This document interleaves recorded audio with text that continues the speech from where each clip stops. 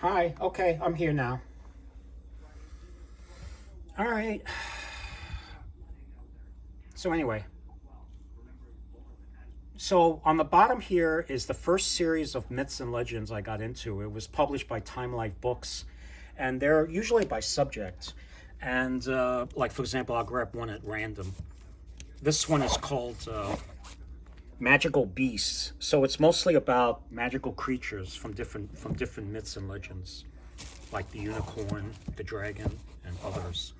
Then I got interested in another series called The Library of the World's Myths and Legends, and there's all different types here. This one's on Indian mythology, and I have the whole collection here. It took a while for me to amass all these books. I don't know how many of these books are still in print. I'm sure you could find them here and there. Then there's another little series that's a more recent series that's published also by Time Life, and it's called Myth. This one I randomly pulled out. This one's called The Diamond Path, and it's focused on Tibetan and Mongolian mythology. And this was actually, I remember enjoying this book very much. There's another one here, Forest of the Vampire, Legends of Chivalry, Epics of Early Civilizations. Another series I really got into are these nice fat books here. The Myths and Legends series. And they're usually done more by subject. A few of them are by areas. For example, this one is just Germany. I enjoyed this one very much. This one is Egypt, India, Spain, the British Middle Ages, Celtic, the Norsemen. And you could already see a few of my figurines here as I'm showing them. I bought this in England. This is Guinevere, the wife of King Arthur. Here's Arthur pulling the sword out of the stone. This is actually, I bought this in Wales. This is the symbol of Wales, the famous red dragon. Here's a cool little dragon I picked up in China. This is Lord Vishnu. In Hindu religion, there's three main gods. There's Brahma, Vishnu, and Shiva. Vishnu is the preserver god. He tends to come down to earth in different avatars whenever there's an evil presence, and he slays them.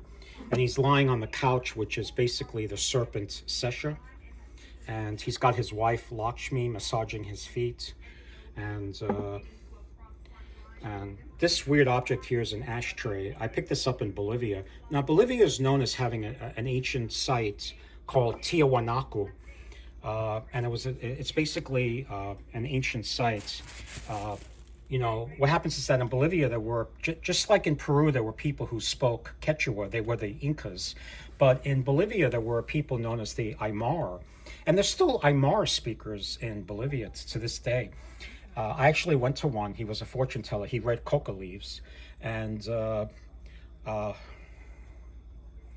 he read coca leaves. And then, so this image here is something in Tiahuanaco called the Gateway of the Sun. And it's pretty fascinating. And this is actually a god. It's an image of a god called Viracocha. Sometimes he's called the Weeping God because you can see tears running down his face.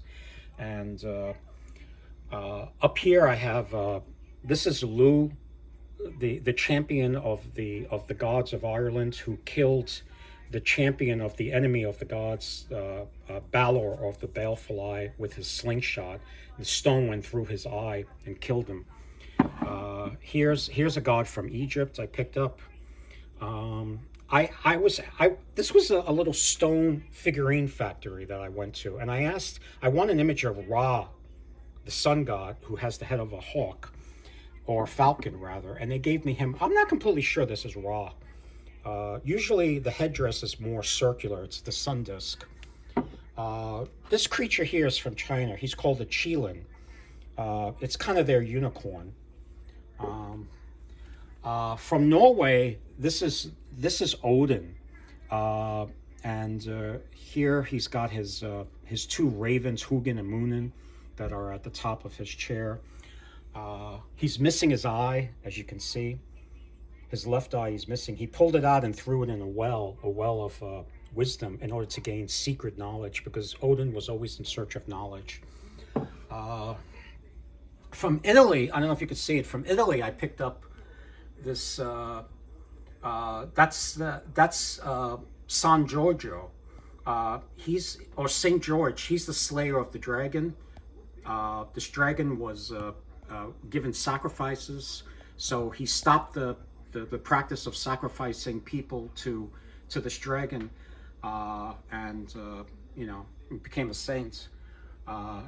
This little person with the bow and arrow, I bought that in Greece. That's Artemis, or known as Diana in Latin, in Rome. Some of these I've shown when I've done other videos. Here's more books. This is Kali, kind of goddess of destruction, from Indian belief. She's the one that usually is pictured with a long tongue. She's got a necklace of heads. She's holding the head of her enemy, and a dish collecting his bloods, and on the other two hands she's got her weapons. She's pretty cool. This is Guan Zhong. He's a hero from Chinese legends, known as being a very honorable warrior. Yeah. Who else? I showed this guy once before when I talked about French epic. This is Rollins blowing his horn in the Song of Rollins. Here's a phoenix. Phoenix is popular in China. Usually the dragon represents the king and the phoenix represents the empress. Here's more books.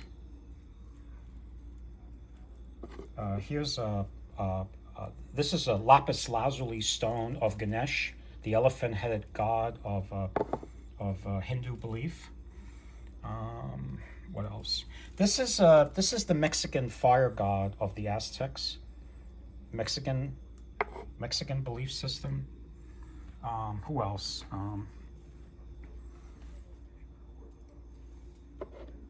Here's a jade dragon from China. It's not very. It wasn't very expensive. This must be cheap jade. This little figure here is from Egypt. She's Sekhmet, the warrior goddess from Egypt. I also have this beautiful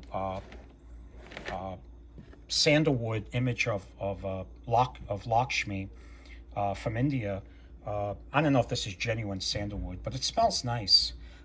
She represents wealth. She's the wife of Vishnu, the preserver god. Yeah, beautiful statue. What else do I have here? This is from Venice. It's actually a little centaur made out of glass. Venice is known for its glass works, and so that's where this little centaur came from. This is from Nepal. This is Lord Shiva, the god of destruction. He represents time, and time destroys all things. This is him meditating. Yeah, what else? I guess that's basically it. As far as books go, like I said, there's all these books I have here. They're not particularly arranged in a certain way. They're mostly like size, bigger books to the left, smaller books to the right. But there is a little bit of order. For example, that's my niece. She's in college now. For example, these books are all what do you call Penguin classics? Penguin. These are Oxford classics. More Penguin books. Then you have Mentor. I have a few more images here. You saw Odin before. Here's Thor with his hammer, and he rode a sleigh in the sky that was run by two goats. These are here are representations of his goats that you see carved on his throne. It's a pretty cool statue. I think you've seen this before. Here's Athena, goddess of wisdom and war from the Greeks. I got this in Athens. Here's another image of Shiva, the destroyer. But here he's seen as Shiva Nataraj, lord of the dance, because he's known as doing this cosmic dance representing the creation and destruction of the universe. What else can I show you? I think that's it. I have other figurines too, but those are the ones that I bought overseas. Here's another dragon from China. Here's the god of longevity in China. Here's a Viking ship from Norway. Here I bought this in Ireland as a little leprechaun. Now leprechauns were seen as shoemakers, actually. This interesting dragon is from Nepal. She's also from Nepal. She's sort of a dragon, kind of like a Naga queen. You know, Nagas were snakes. I think I've shown this before too. This is I bought this from Greece. It's a little copy of a famous vase of Hephaestus splitting open the head of Zeus and releasing Athena. Athena was born whole from the head of Zeus. Yeah. Okay. Well, I guess that's it for now. This statue I bought from Rome. It's called the Rape of the Sabine Women. What happens is that the men. It broke. Her hand broke. What happened is that when the men established the city of Rome, they had no women because they were mostly warriors, and women didn't participate in wars, so they needed women as wives. So what they did was they invited the neighboring tribe known as the Sabine people to a feast. And during the feast, the men grabbed all the women and ran inside and locked the doors. So the men said, well, there's nothing we could do now. So they went home and they got their battle gear on. And they returned and they bribed somebody to open up the gates of Rome to be let in to save their wives and to kill the Romans.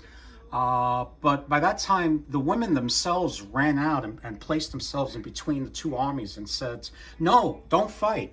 Yeah, we know that the Romans did a shitty thing by taking us away from you, but they made wives of us now.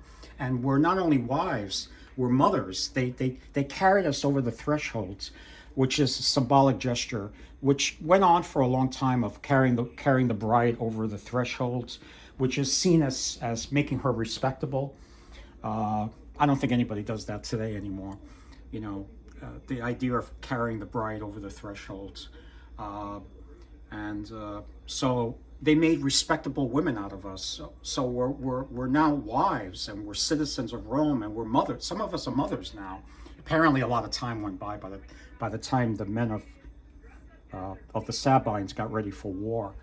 And I guess that's it for now. There's not too much else to show. There's a couple of more items here. I think I showed this guy before. This is Hanuman, the monkey god of the Hindus. He's important in the epic called Ramayana. This funny little image here I got from Peru. It's actually Pachamama.